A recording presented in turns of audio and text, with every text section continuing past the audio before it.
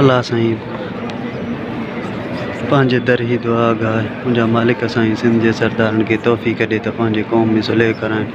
मुंहिंजा मालिक साईं सिंध जे सरदारनि खे हिमत ॾिए त पंहिंजे क़ौम में सुलह कराइनि, पंहिंजे क़ौम जा नंढा वॾा मसइला हल कराइनि।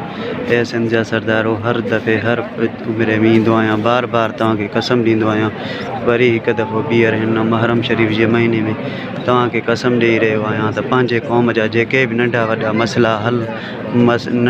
मसइला आहिनि सभु हल करायो।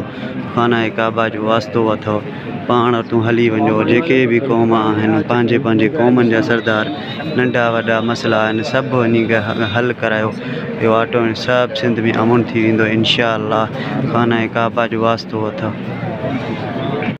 सिंध जा सरदारो तव्हांखे खाना काबा जे साम्हूं बीही करे अर्ज़ु कयां थो त पंहिंजे पंहिंजे क़ौमनि में सुलह करायो, पंहिंजे क़ौमनि जा नंढा वॾा मसइला हल करायो। तव्हांजे मथां ॿार आहे, अगरि जे ॿार सम्झो था तव्हांजे मथां ॿार आहे, क़यामत जे ॾींहुं तव्हां खां पुछा थींदो, क़यामत जे ॾींहुं तव्हां खां हिन बाबति पुछा थींदो त तव्हां क़ौमनि जा वॾा हुयो, चङा मुड़ुस हुयो, पंहिंजे क़ौमनि में छो न सुलह करायो।